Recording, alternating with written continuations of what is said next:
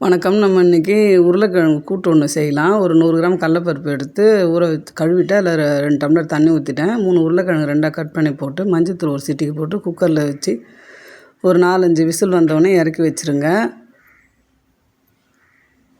My home food flavours love சேனலை like பண்ணுங்கள், subscribe பண்ணுங்கள், ஷேர் பண்ணுங்கள். விசில் வந்தோடனே அந்த கேஸ் எடுத்துகிட்டு உருளைக்கிழங்கு தனியாக எடுத்துருங்க.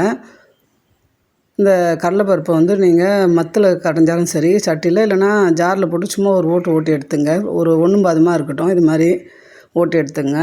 கடைஞ்சாலும் அப்படி தான் வரும். வானல் வச்சு எண்ணெய் விடுங்க, கடுகு கொஞ்சம் போட்டுங்க, ஒரு 5 பல் பூண்டு தோலோடு நசுக்கி போட்டுங்க, ஒரு காஞ்ச மிளகாய் கிள்ளி போட்டுங்க, கருவேப்பிலை போட்டுங்க, இஞ்சி கொஞ்சமாக சின்னதாக நசுக்கி போட்டுருங்க. சின்ன வெங்காயம் இல்லை பெரிய வெங்காயம் சேர்த்துங்க.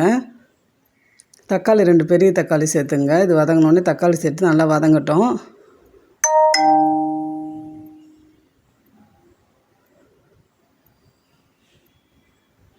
தக்காளி நல்லா வதங்கினோடனே அந்த உருளைக்கிழங்கு சேர்த்துருங்க.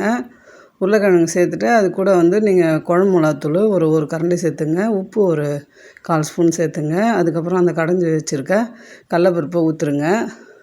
இது கொஞ்சம் தண்ணி நிறைய வைக்கணும். ஒரு 2 டம்ளர் தண்ணி ஊற்றி நல்லா வைங்க. ஏன்னா கட்டியாக நல்லா கிரேவி அப்போ தான் நல்லா வரும். இது நல்லா ஃபுல்லாக கொதிக்கட்டும்.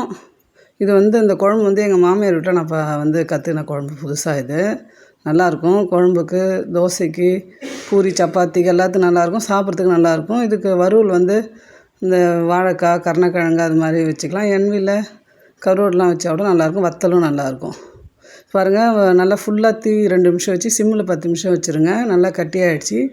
அதுக்கப்புறம் கொத்தமல்லி தூவிடுங்க. அப்புறம் ஒரு வேறு பாத்திரத்தில் மாற்றிடுங்க.